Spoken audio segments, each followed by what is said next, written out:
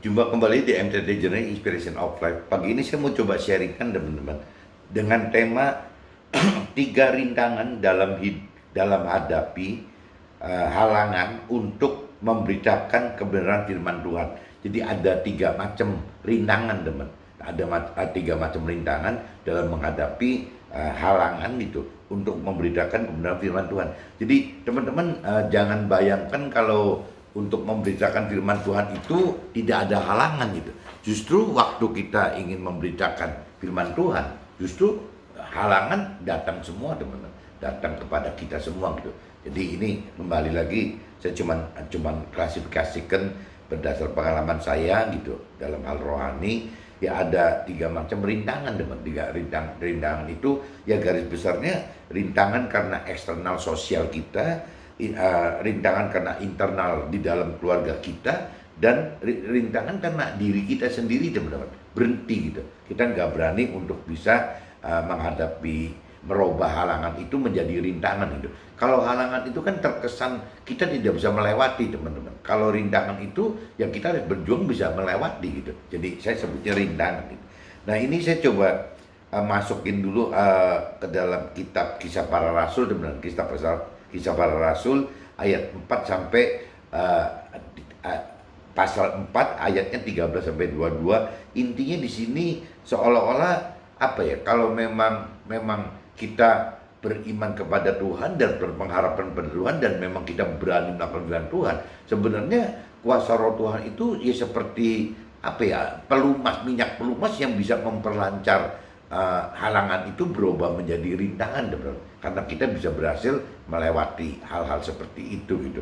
Nah ini coba kita baca bareng-bareng teman-teman, cari dulu Kisah Para Rasul teman-teman. Kitab Kisah Para Rasul pasal 4 teman-teman, ayatnya 13 sampai 22 teman-teman. 13 sampai 22.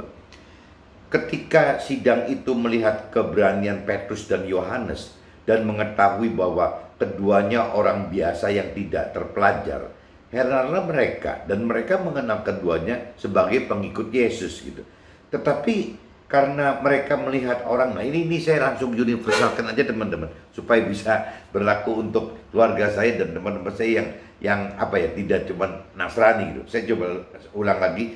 Ketika sidang itu melihat keberanian Petrus dan Yohanes dan mengetahui bahwa keduanya orang biasa yang tidak terpelajar, heranlah mereka dan mereka mengenal keduanya sebagai pengikut firman Tuhan teman-teman. Ini kata Yesusnya saya ganti jadi firman Tuhan aja teman-teman, supaya bisa berlaku umum untuk keluarga dan teman-teman saya gitu yang non Nasrani. Tetapi karena mereka melihat orang yang disembuhkan itu berdiri di samping kedua rasul itu, mereka tidak dapat mengatakan apa-apa untuk membatahnya. Jadi ceritanya sebelum ribut dengan si apa di mahkamah agama ini gitu sama ahli Taurat kaum Farisi gitu.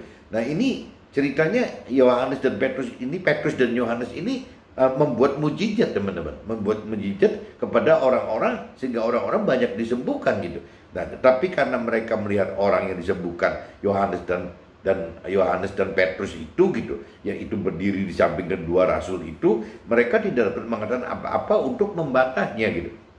Dan setelah mereka menyuruh rasul-rasul itu meninggalkan ruang sidang, berundinglah mereka dan berkata, tindakan apakah yang harus kita ambil terhadap orang-orang ini? Sebab telah nyata kepada semua penduduk Yerusalem bahwa mereka telah mengadakan suatu mujizat yang menyolok dan kita tidak dapat menyangkalnya gitu. Jadi si Petrus Yohanesnya yang bikin mujizat teman-teman. Tetapi supaya hal itu jangan makin luas tersiar di antara orang banyak, baiklah kita mengancam dan melarang mereka supaya mereka jangan berbicara lagi dengan siapapun dalam nama itu gitu, dalam nama firman Tuhan tadi teman-teman ya. Dan setelah keduanya disuruh masuk, mereka diperintahkan supaya sama sekali jangan berbicara atau mengajar lagi dalam firman Tuhan itu teman-teman. Tetapi Petrus dan Yohanes menjawab mereka, silakan kamu putuskan sendiri manakah yang benar di hadapan Allah. Taat kepada kamu, maksudnya taat kepada si ahli Taurat, kaum Farisi dan sebagai manusia gitu, atau taat kepada Allah gitu. Jadi Petrus Yohanes tanyakan seperti itu. Sebab tidak mungkin bagi kami, bagi Petrus dan Yohanes, untuk tidak berkata-kata tentang apa yang telah kami lihat dan yang telah kami dengar gitu. Nah ini keuntungannya kalau seperti Petrus Yohanes ini memberitakan firman Tuhan, teman. Itu memang Petrus Yohanes itu pernah melihat dan pernah mendengar gitu, bahkan pernah merasakan sendiri. Jadi kesaksian itu butuh itu, teman. Kesaksian itu tidak cuma cukup dengan membaca firman Tuhan sehingga kita bisa memberitakan kepada sesama. Tidak cukup, teman. Jadi memang kita mesti pernah menyaksikan atau mendengar gitu, melihat atau mendengar, bahkan kalau bisa merasakan sendiri, teman, mengalami hal-hal seperti itu, sehingga ada kuasa Tuhan waktu kita memberitakan firman Tuhan gitu. Mereka semakin keras mengancam rasul-rasul itu, tetapi akhirnya melepaskan mereka juga, sebab sidang tidak melihat jalan untuk menghukum mereka, karena takut akan orang banyak yang memuliakan nama Allah berhubung dengan apa yang telah terjadi gitu. Sebab orang yang disembuhkan oleh mujizat itu sudah lebih dari 40 tahun umurnya gitu. Jadi yang disembuhkan itu bukan orang anak kecil lagi gitu. Ya orang 40 tahun yang pasti bisa bersaksi bahwa yang tadinya dia sakit sekarang sembuh. Ya gara-gara si Petrus Yohanes yang memberitakan firman Tuhan itu gitu. Ini saya sudah bacakan di kitab Para Rasul, teman-teman. Jadi intinya kitab Kisah Para Rasul ini cerita apa ya? Jadi meskipun banyak orang menghalangi gitu. Ini kan berarti kan kena kategorinya kalau dengan sharing saya kan eksternal sosial kita, teman. Jadi yang banyak ahli Taurat, kaum Farisi itu yang kita sebut eksternal sosial si Petrus dan Yohanes ini eksternal sosial untuk kita gitu. Waktu memberikan firman Tuhan, ya ini tetap firman Tuhan, roh Tuhan itu tidak bisa terhalangi, teman. Apabila kita bisa beriman gitu, berpengharapan, bisa berani yang melakukan firman seperti cerita Petrus dan Yohanes tadi gitu. Cuman biasanya kita kan suka begitu ada benturan dengan eksternal sosial aja kita jadi menciut, teman-teman, mengecil gitu. Nah ini baru halangan. Kalau saya baca di sini kitab Para Rasul ini adalah halangan dengan eksternal sosial kita gitu. Nah ini saya coba lanjut dulu, teman-teman, supaya bisa lebih jelas gitu. Kita coba masuk ke Yakobus, teman-teman. Kitab Yakobus gitu. Nah ayatnya, coba ayat 2, teman-teman, cari ayat 2. Pasalnya, kitab Yakobus pasal 2, ayatnya 14-24. Ayatnya 14-24, teman-teman. Nah judul perikopnya, teman-teman, iman tanpa perbuatan pada hakikatnya adalah mati gitu. Ini cerita ada nyinggung juga Nabi Abraham gitu. Apakah gunanya, saudara-saudaraku, jika seorang mengatakan bahwa ia mempunyai iman, padahal ia tidak mempunyai perbuatan? Dapatkah iman itu menyelamatkan orang itu gitu? Jika seorang saudara atau saudari tidak mempunyai pakaian dan kekurangan makanan sehari-hari, dan seorang dari antara kamu berkata, selamat jalan, ya kenakanlah kain panas dan makanlah sampai kenyang, tetapi ia tidak memberikan kepadanya apa-apa yang perlu bagi tubuhnya, apakah gunanya itu? Jadi kalau cerita diumpamakan iman dan perbuatan itu, teman-teman, apabila kita tahu sesuatu hal yang baik atau benar gitu, ya tidak cuma cukup dengan ucapan saja, teman-teman. Kita kan mesti berbuat gitu. Ya kalau memang saudara kita sesama kita takut kedinginan, ya kita kasih baju, ya jaket, mantel kali gitu. Ya kalau memang saudara kita bakal kelaparan, ya kita kasih uang kali, kasih makanan gitu supaya dia nggak lapar. Jadi jangan cuma beriman saja, memberi nasihat. Ya nanti kalau lagi malam dingin, lebih baik pakai baju tebal, pakaian tebal gitu. Kalau nanti lapar, makan yang kenyang. Itu kan cuman iman, ucapan-ucapan gitu aja, teman. Itu ucapan seperti itu ya namanya tanpa perbuatan gitu. Jadi firman Tuhan ingatkan bahwa kita ini kalau mau beriman ya harus berbuat juga gitu. Nyata gitu, bagi orang dunia itu nyata, bagi sesama kita itu nyata gitu. Demikian juga halnya dengan iman. Jika iman itu tidak disertai perbuatan, maka iman itu pada hakikatnya adalah mati. Tetapi mungkin ada orang berkata, padamu ada iman dan padaku ada perbuatan. Aku akan menjawab dia, tunjukkanlah kepadaku imanmu itu tanpa perbuatan. Dan aku akan menunjukkan kepadamu imanku dari perbuatan-perbuatanku. Nah, iman yang berbuat dan iman tidak berbuat itu ya berbeda dengan hasilnya. Engkau percaya bahwa hanya ada satu Allah saja, itu baik. Tetapi setan-setan pun juga percaya akan hal itu. Mereka gemetar. Nah, ini kan di ayat 19 ditekankan teman-teman. Jangan sampai kita cuma terlalu gampang di mulut kita, di bibir kita, di ucapan kita, ya kita cuma percaya Tuhan gitu. Loh, jangankan kita, setan pun kata firman Tuhan percaya kok, malah gemetar gitu. Kita malah nggak tahu gemetar kali. Setannya gemetar gitu karena memang setan tahu, percaya bahwa Tuhan itu ada, dan memang setan itu takut sekali dengan Tuhan benar, karena memang kuasanya besar sekali. Manusia belum tentu takut sama Tuhan gitu. Ya, manusia lebih gampang percaya dengan mulutnya, tapi dia sebenarnya tidak ngerti pribadi Tuhan itu siapa dan firman Tuhan itu apa gitu. Banyak yang begitu teman-teman. Nah, orang-orang seperti ini kan kasihan banget teman-teman. Jadi masuknya ke dalam kelompok orang-orang yang punya keyakinan gitu, tapi ya tidak percaya Tuhan dengan benar dan tidak mengenal Tuhan dengan benar. Nah, ini yang bahaya sekali. Saya khawatir orang-orang yang kelompok keyakinan ini takutnya jadi masuk neraka teman-teman, karena tidak melakukan firman Tuhan gitu. Kenapa tidak melakukan firman Tuhan? Karena tidak mengenal, tidak mengerti akan firman Tuhan gitu. Tidak mengenal, mengerti bahwa di dalam kita itu ada roh Tuhan yang harus kita hidupkan agar kita mampu mengerti dan mampu melakukan firman Tuhan. Nah, ini orang-orang punya keyakinan ini tidak punya pengenalan pengertian akan seperti ini teman. Ini kan yang bahaya sekali. Karena apa? Karena dia terlalu percaya diri bahwa dia sudah kenal Tuhan dan dia sudah mengenal Tuhan dan dia sudah percaya Tuhan. Itu saja gitu. Modalnya cuma di pikiran, perasaan, kehendak jiwanya dari diri sendiri saja gitu. Hai manusia yang bebal, maukah engkau mengakui sekarang bahwa iman tanpa perbuatan adalah iman yang kosong?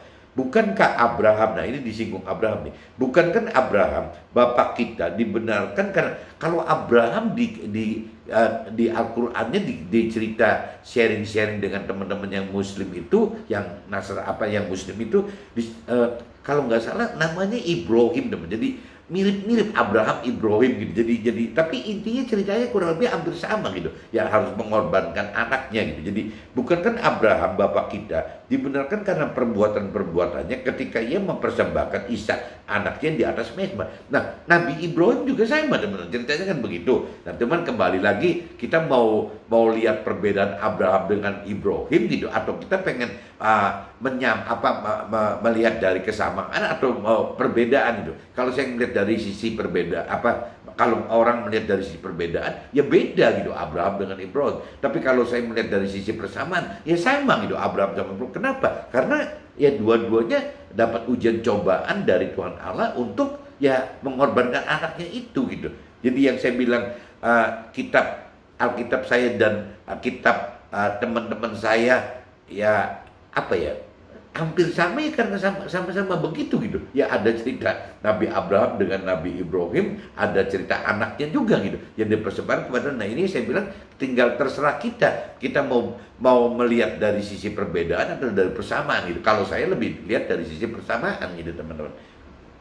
Kamu lihat bahwa imam bekerja dengan perbuatan-perbuatan, dan oleh perbuatan-perbuatan itu imam menjadi sempurna. Dengan jalan demikian gelaplah nas yang mengatakan, lalu percayalah Abraham kepada Allah, maka Allah memperhitungkan hal itu kepadanya sebagai kebenaran. Karena itu Abraham disebut sahabat Allah gitu. Jadi kamu lihat bahwa manusia dibenarkan karena perbuatan-perbuatannya dan bukan hanya karena imannya. Jadi balik lagi ya, jangan cuma yakin-yakin aja teman. Ya kita harus berbuat. Nah, kalau orang yang punya keyakinan cuma yakin-yakin aja di mulut, tidak berbuat. Nah, berbuat itu apa? Supaya beriman beneran itu. Yaitu bagaimana mau mengenal firman Tuhan, bagaimana mau dan mampu mengerti firman Tuhan, bagaimana mau dan mampu melakukan firman Tuhan. Nah, itu yang disebut iman dengan perbuatan. Ini saya sudah bacakan teman-teman. Nah, kalau yang cerita di kitab Yakobus pasal 2 ayat 14 sampai 24 ini saya baca, ini ceritanya maksud saya teman-teman terkait dengan nanti draft sharing saya adalah halangan yang timbul yang kaitannya dengan pribadi kan. Kalau tadi dicerita kitab Kisah Para Rasul itu bicara Yohanes Petrus itu halangannya adalah eksternal sosial. Tapi kalau cerita di kitab Yakobus pasal 2 ayat 14-12 cerita Nabi Abraham itu adalah halangan yang kaitannya dengan diri sendiri gitu. Keberanian Abraham, Nabi Abraham untuk mengorbankan Ishak, diri sendiri. Karena cerita cerita di kitab sucinya nggak ada cerita nanti si istrinya si Sarah gitu ya. Itu apa gitu, bagaimana terhadap Abraham, gak ada ceritanya teman-teman. Jadi saya anggap ya udahlah itu rintangan halangan yang terkait dengan diri sendirinya si Abraham sendiri. Tapi kalau tadi cerita Petrus Yohanes kan terjadi halangan rintangan itu karena eksternal sosialnya teman-teman.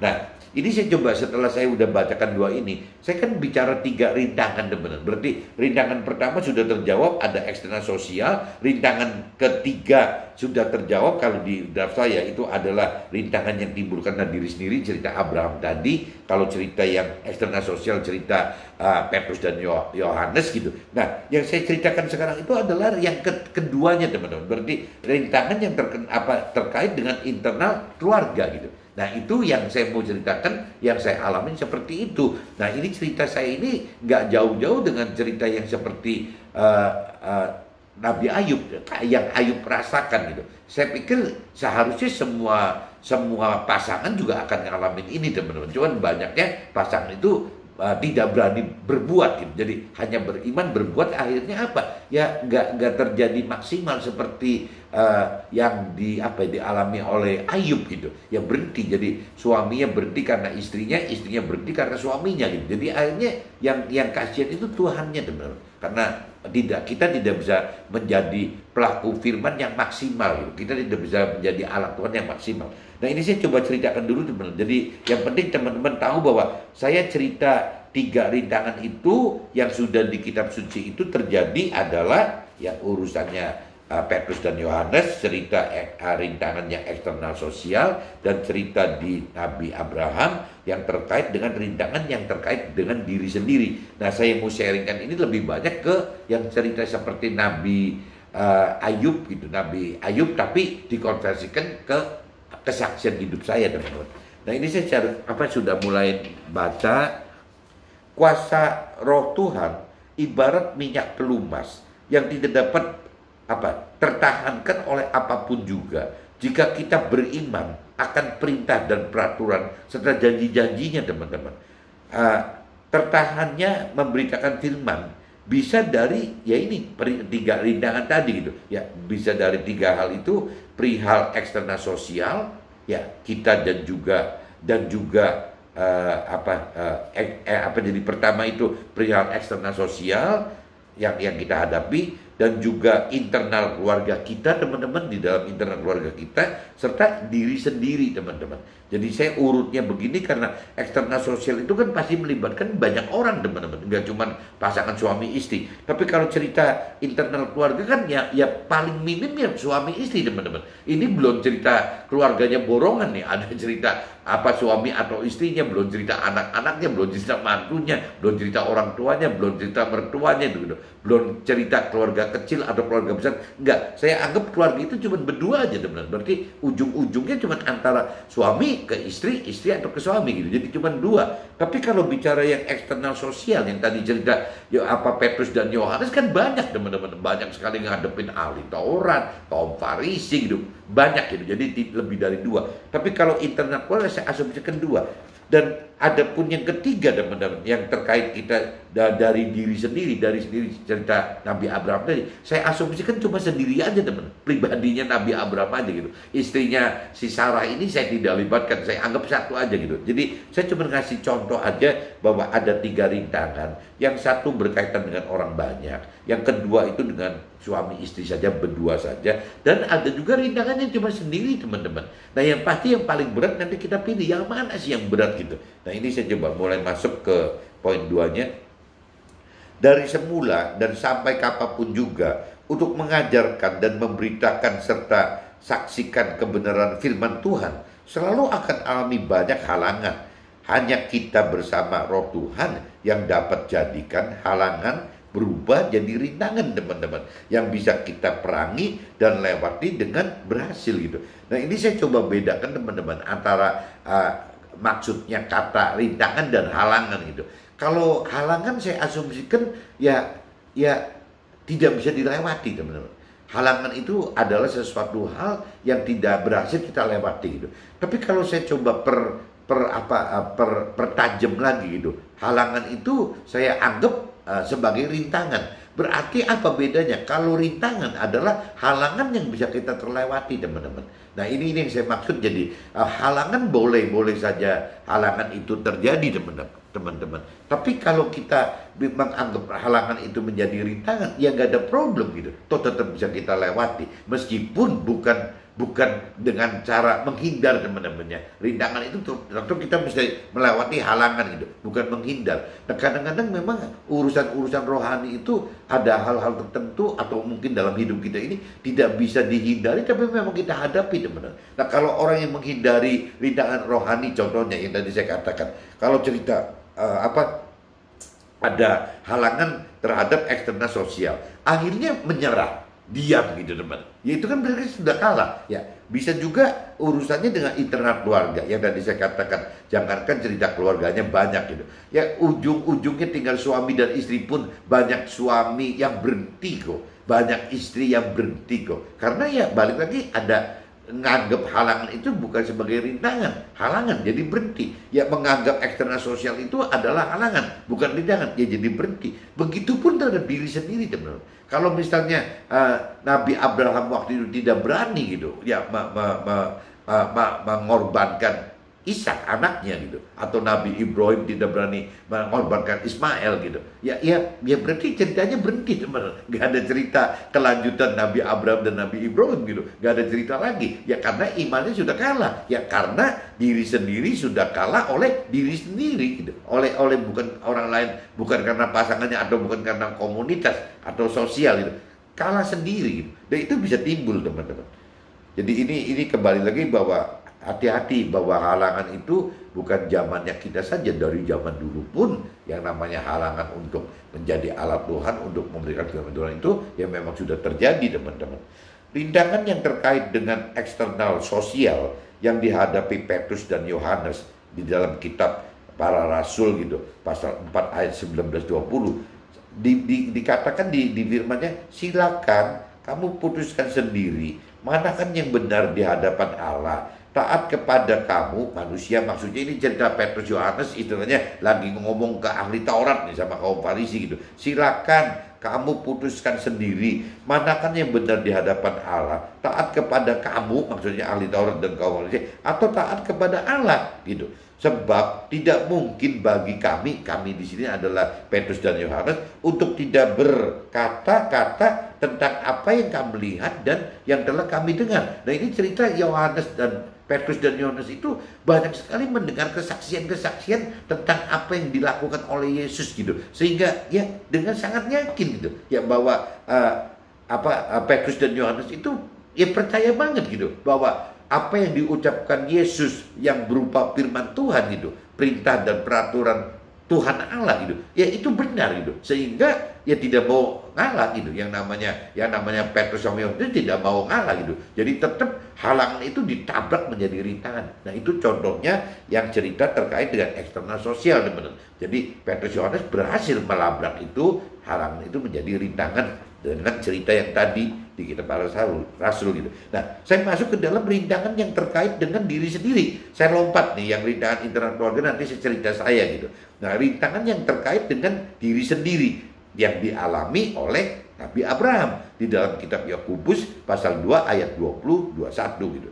Nah, ini kata-kata firman Tuhannya, hai manusia yang bebal, maukah engkau mengakui sekarang bahwa iman tanpa perbuatan adalah iman yang kosong?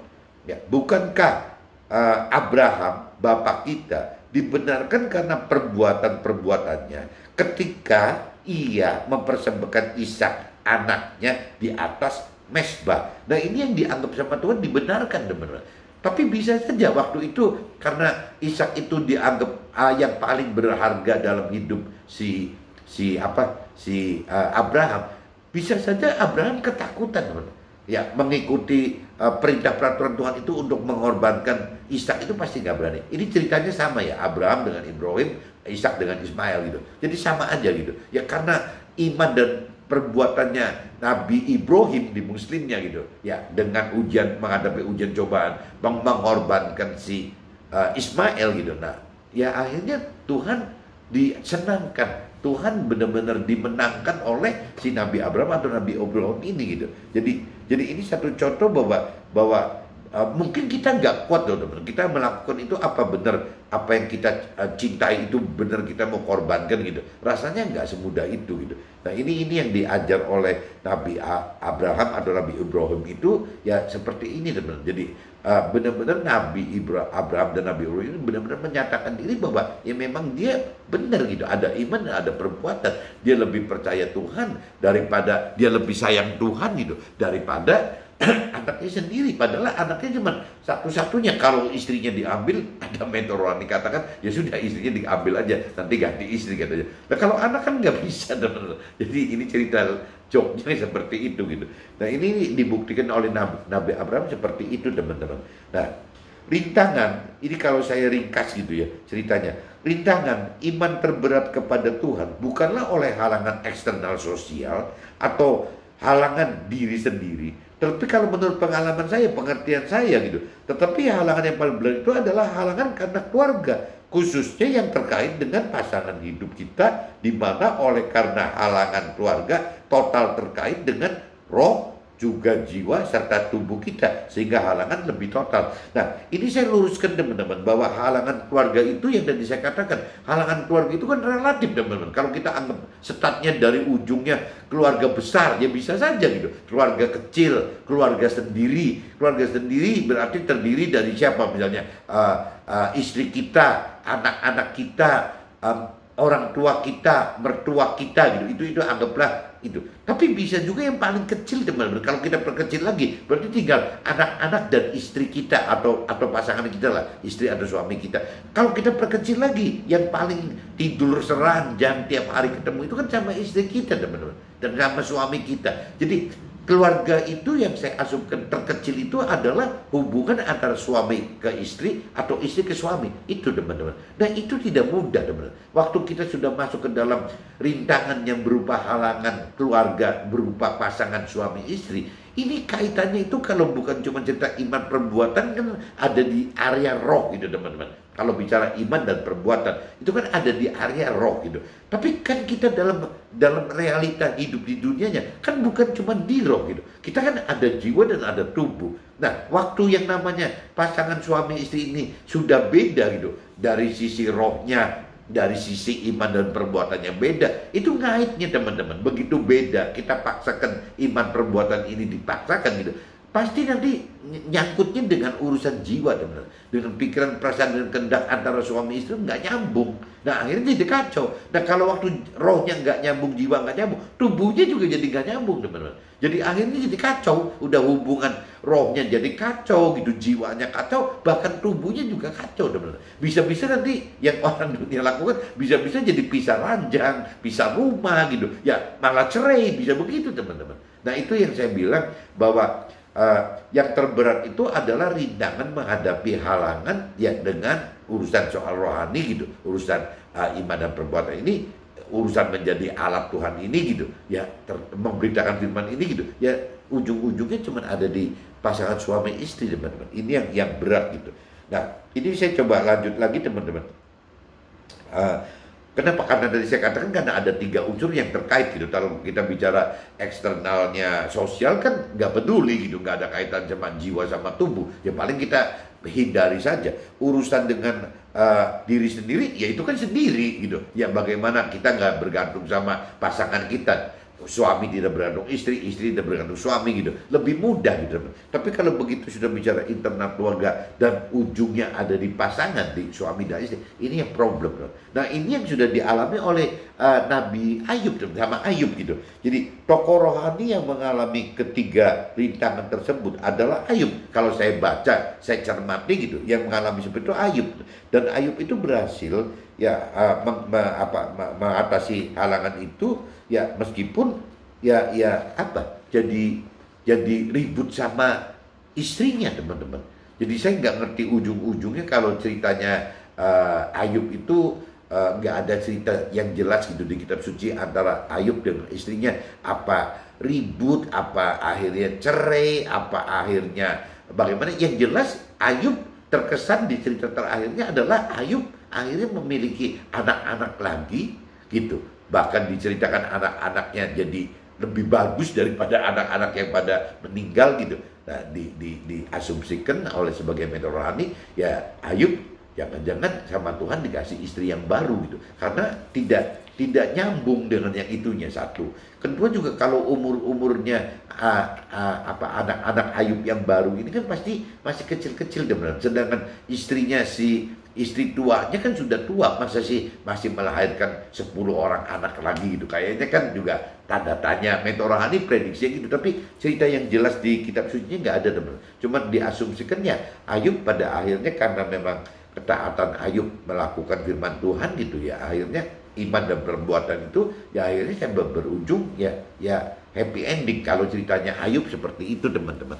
Dalam hal duniawinya juga gitu. Jadi jangan asumsikan kalau ikut Tuhan itu cuman mendapatkan keselamatan akhirat aja, teman-teman. Bisa saja gitu kalau Tuhan anggap bahwa memang kita patut mendapatkan tambahan kesusahan duniawi dan kebahagiaan keluarga di dunia ini, ya kenapa nggak bisa? Buat Tuhan mudah-mudah saja. Tapi prioritas kan bukan dibalikkan istilahnya, carilah kesusahan duniawi dan kebahagiaan keluarga, baru ya nanti urusan Tuhan ditambahkan, bukan, teman. Kalau di firman Tuhan di Matius pasal 6 ayat 3 kan kebalik gitu. Ya bagaimana mencari dulu Tuhan dan firman Tuhannya, kebenaran firman Tuhannya, baru nanti Tuhan tambahkan untuk kesusahan duniawi dan kebahagiaan keluarga. Nah ini yang dialami oleh Ayub, teman-teman.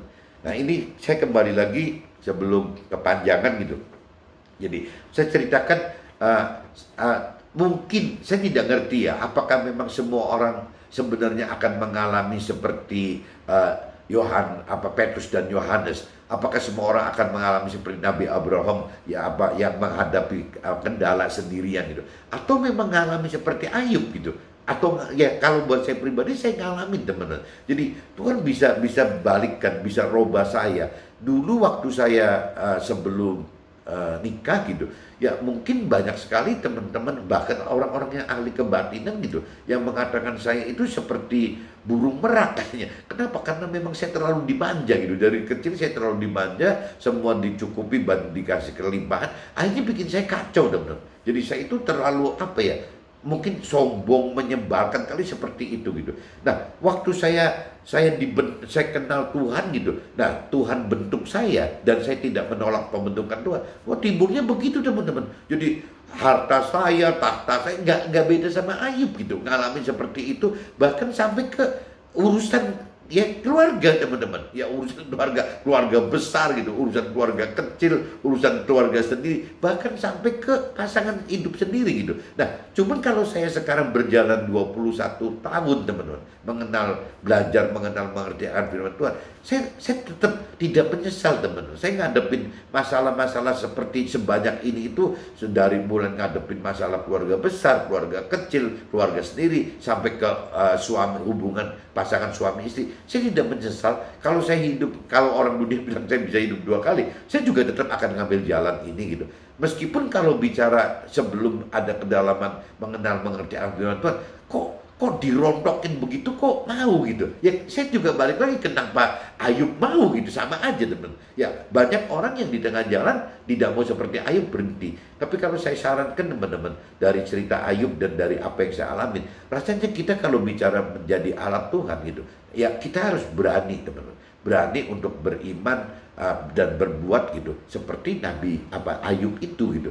Jadi ya kita harus hadapi, teman-teman. Dan kendalanya itu, jadi akhirnya ya kita dibentuk oleh situasi kondisi gitu ya, lewat halangan-halangan itu ya kita tetap berjalan bersama Tuhan, menjadikan halangan itu sebagai rintangan. Akhirnya ya Tuhan yang akan kikis semua, teman-teman. Ya dengan mengalami hal-hal seperti Ayub itu, kehilangan harta, kehilangan keluarga, kehilangan pasangan hidupnya gitu. Ya tetap Ayub bertahan seperti itu.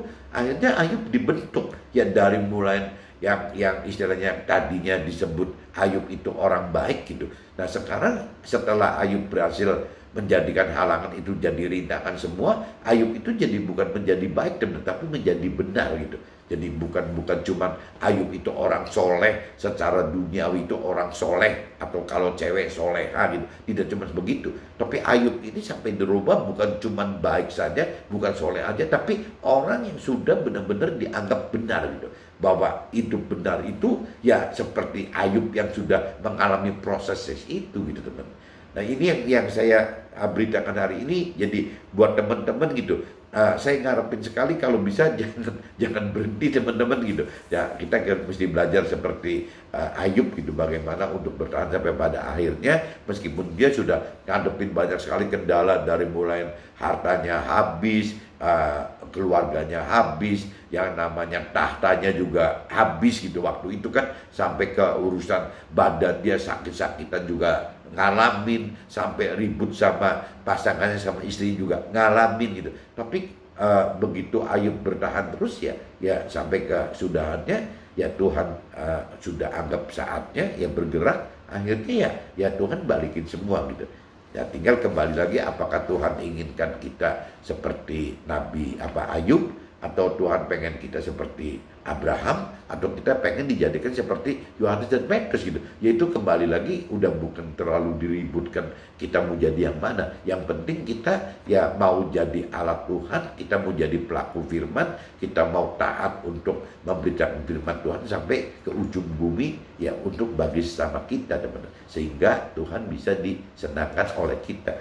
Mudah-mudahan dengan saya cerita 3 rintangan ini teman-teman bisa sadar dan tahu bahwa memang rintangan yang terberat itu bukan eksternal sosial, bukan diri sendiri, tapi urusannya dengan internal keluarga kita teman-teman. Dan internal keluarga kita jangan aneh teman-teman. Nanti ujung-ujungnya pasti ke sudut yang paling berat, itu urusan pasangan suami istri. Si suami tertekan oleh istri dan istri tertekan oleh suami. Oke teman-teman, see you, bye-bye.